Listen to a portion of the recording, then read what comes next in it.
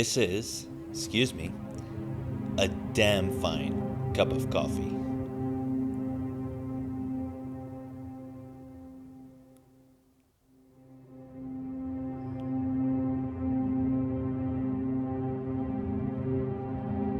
Or we see.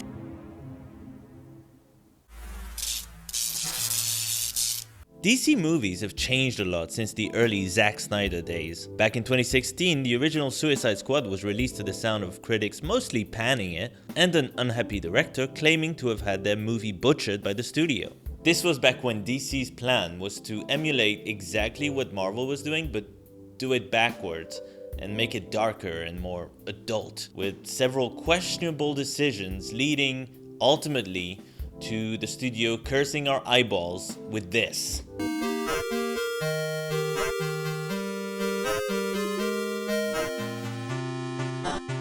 Prompting Warner Brothers to understandably make some pretty big changes. But as lukewarm as the critical reception was, Suicide Squad still made bank, so DC continued the adventures of Harley Quinn with the box office disappointment that was Birds of Prey, and now with director James Gunn taking over from David Ayer to bring to the screen his The Suicide Squad.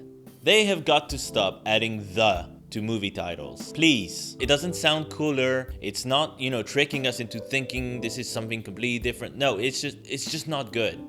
It's not good. What next? The Amazing Spider-Man 2? There's two "thes" in it. It can only be twice as good as the original film. It's math. James Gunn, of course, is the director of the Guardians of the Galaxy movies, so personally, I was expecting a bold reboot with images that pop and a more brutal approach. After all, the guy proudly comes from a trauma background, so he likes that trashy gore. Don't we all? With a promising cast taking on brand new characters and a couple of cast members from the first film reprising their roles, this seemed like less of a straight up sequel and more of a sneaky reboot. The question being then, how big of a reboot was this going to be? How different of a movie are we looking at here? The hiring of James Gunn, to me, screams DC is looking for a fresh new approach altogether. But is that what we got? Let's see. Oh, and just a friendly warning, I would suggest going to see the movie and then coming back to this review a little bit later on, because I am going to spoil some things from now.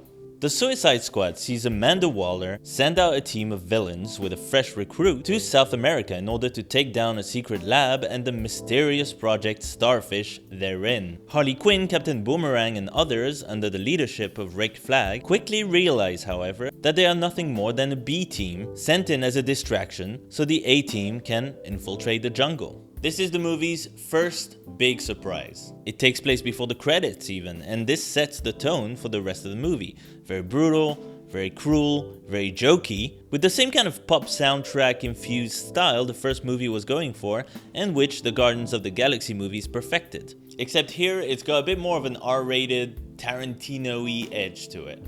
We follow the survivors of Waller's defunct team and the A-Team as they first take on a rebel group, then the leaders of the new anti-US Cordo Maltese government, and finally, dodgy Nazi-era laboratory Jotunheim and its crazy experiments.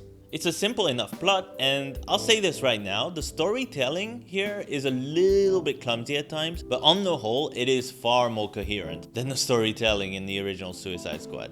By a lot. If you remember, that movie was a bit of a mess, but its main problem in my book was the ending, which, pardon my French, completely shit the bed. I'm happy to report that this movie not only has an ending, but a good one.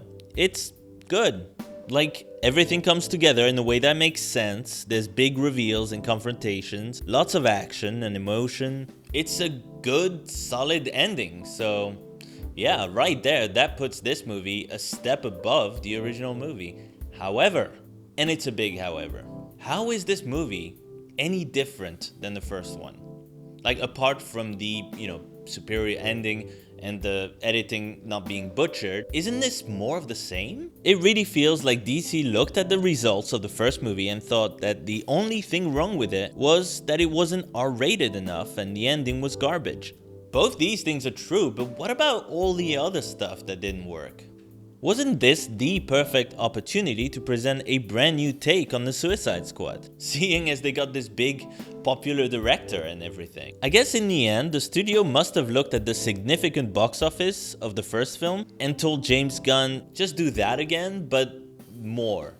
And for God's sake, have an ending. And that was it. Visually, I must admit, I was surprised by how bland and grey this movie looks, save for a couple of bold moments like the Harley Quinn vision sequence, for example. Yeah, Harley Quinn vision is a thing. Just, it makes sense if you've seen the movie. I thought this was a bit of a goofy gimmick in the moment, but in retrospect, this was kinda cool. I would have liked to see a Suicide Squad movie where the personalities of each character are splashed across the screen through explosive, colorful visuals. Cause right now it's like Reservoir Dogs and Scott Pilgrim are just like both in this movie and they're fighting over control of it. It's surprisingly annoying. Really, this movie didn't need a James Gunn, it kind of just needed an Edgar Wright. Look, I like a lot of what James Gunn did here, don't get me wrong. The characters he picked are good, the plot is delivered quite well, it fixes some of what didn't work in the original film, has a cool final battle against a genuine threat, it sets things up nicely for future films and series.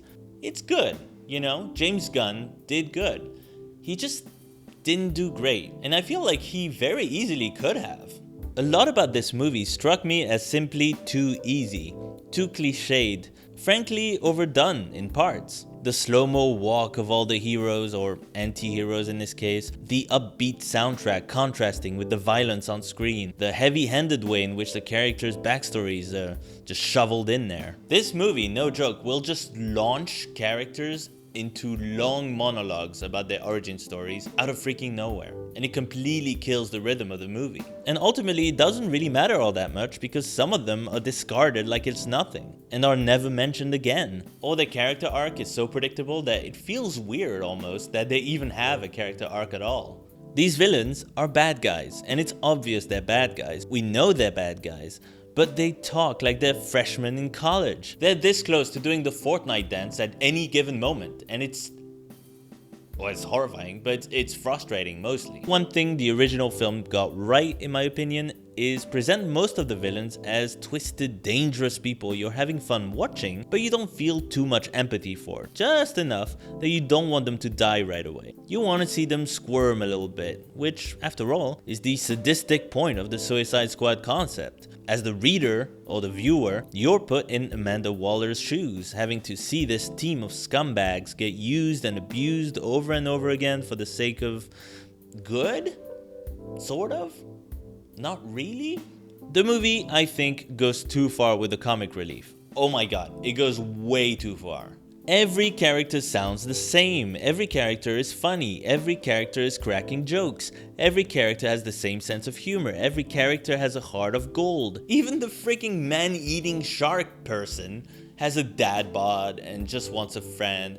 Just stop it, please. You know, if the jokes were particularly hilarious, that would be one thing, it would make it almost tolerable, but no, stop it. It's a shark. It's also a bit of a shame that Idris Elba's Bloodsport doesn't have a more original or interesting story. He just has a daughter, and he cares about his daughter, I guess, and she doesn't really respect him all that much. Which is basically the same thing Will Smith did as Deadshot in the first movie. It's also a shame that Peter Capaldi's Thinker is so underused here. It would have been cool to see him in full supervillain mode, but he's mostly just getting dragged around by the squad. Some of the characters who are discarded very early on, and frankly right at the end, you wish had stuck around a lot longer. And before you comment, I know that was the point to surprise the audience, but let's face it, Captain Boomerang was one of the best parts of the first movie, so surely he deserved better than that.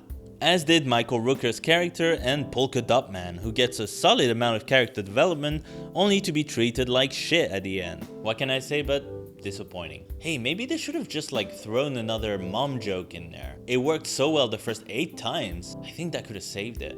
There's a good amount of out-of-character stuff in this movie too that I just wasn't too keen on. Amanda Waller is presented as heartless and incredibly mean and powerful early on, but by the end she is completely tamed by some jokey idiots in her office. It just doesn't make any sense. It would have been so much funnier and better if at the end they had Amanda Waller just like send out a new team of the Suicide Squad, but it's all her co-workers are in there and they get fucking destroyed within seconds. Waller would not take this shit lying down. She would not be in her office brooding. She would strike back with full force. But no.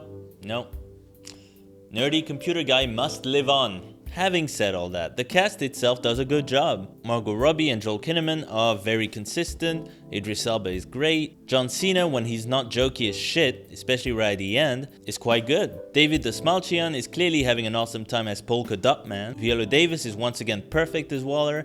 It's an overall strong cast that deserved stronger dialogue. I would have done another draft, just a funnier, meaner, less Taika Waititi draft. But that's just me.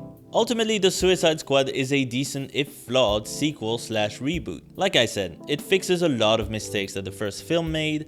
It introduces some cool stuff like Starro, one of the best monsters we've seen in the DCEU by far, and who contributes a lot to how much better this ending is. The cast is fun, the plot is simpler and easier to follow, the film is lighter but bloodier. It's very much a James Gunn film in the vein of the Guardians of the Galaxy movies, with some Deadpool-style brutality and swearing thrown in. A lot of people, possibly on the younger side of things, will really enjoy this one, that's for sure. But others, I think, will be put off by the constantly jokey script with its forced attempts at character development, the overbearing wannabe Kill Bill vibe of it all, and just how not very different it is in essence.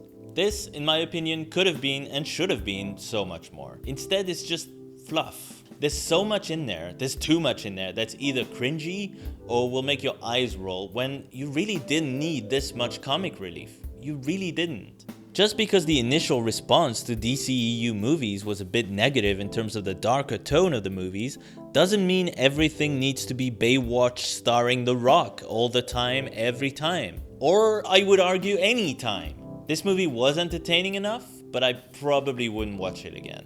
Thank you so much for watching this review. I hope you enjoyed it. Let me know in the comments what you thought about this movie. I'll be putting up my old review of the first Suicide Squad for patrons only over on my Patreon, so if you want to check that out, you know what to do. In the meantime, don't forget to like, subscribe, and hit that little bell below. The bell is like super important, it turns out. I don't know. Weird. Thanks again. I will see you all in the next review. I don't have a hilarious bit to end this one, so I'll just, you know.